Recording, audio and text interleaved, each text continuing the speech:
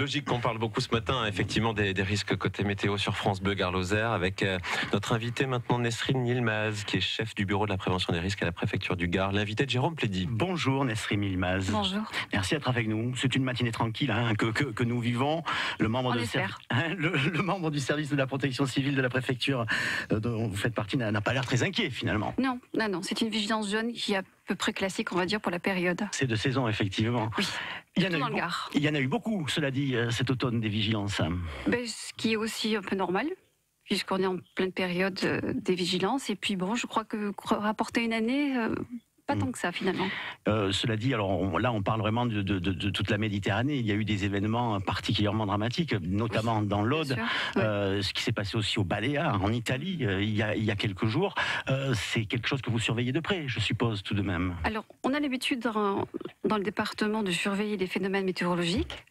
On a l'habitude également de regarder ce qui se passe chez les voisins, puisque souvent on tire des expériences et on se doute bien que le phénomène un jour peut nous frapper. Donc oui. Des expériences de quel type? Qu'est-ce que vous regardez de près en particulier? On regarde surtout la manière dont les acteurs locaux, publics, y compris les citoyens, vont réagir par rapport à un phénomène, et on essaye, nous, de le prévoir aussi à notre niveau. Alors leur réaction, bien sûr, elle est liée à l'alerte qui est mise en place. On l'a vu dans l'Aude, on en a beaucoup parlé. D'ailleurs, cette fameuse vigilance rouge qui a été déclenchée à 6h du matin, alors que le phénomène était très violent depuis plusieurs heures déjà.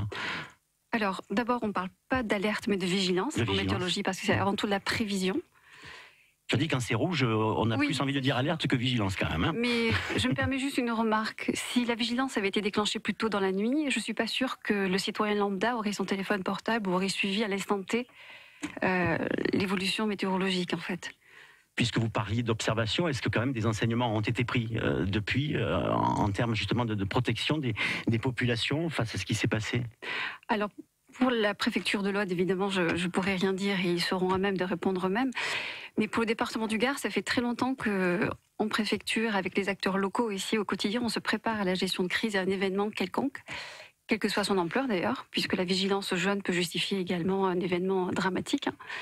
Et donc ça fait longtemps qu'en préfecture et ici on se prépare. On se prépare et on en a même vécu, malheureusement. Oui, malheureusement, c'est vrai. Il ne faut pas oublier. Il y a certes eu 1988, mais il y a eu d'autres périodes, 2002. Il y a eu aussi 2014. Et il y en aura, il ne faut pas se mentir, il y aura d'autres événements. Il y en aura d'autres, mais la question que tout le monde se pose, et les auditeurs nous en font part très régulièrement sur France Bleu Gard-Lozère, trop de vigilance tue la vigilance quelque part. C'est sûr, trop de vigilance tue la vigilance. Mais ce qu'il faut oublier, c'est que la vigilance est avant tout un niveau. C'est un niveau d'information qui est donné par des services, Météo France ou Vigicru, qui nous invite à être attentifs. Malheureusement, même aujourd'hui, quand on dit trop de vigilance, il y a encore des citoyens qui vont prendre des risques.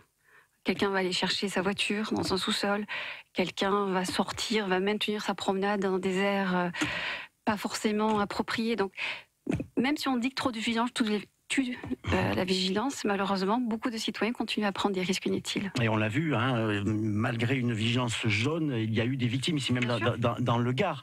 Donc c'est quelque chose qu'il faut sans cesse répéter à ceux qui nous écoutent. À chaque instant, répéter les bons réflexes, les bons comportements, rappeler que la vigilance, même si elle est jaune, elle peut être dangereuse. On n'a pas besoin d'attendre l'orange ou le rouge surtout.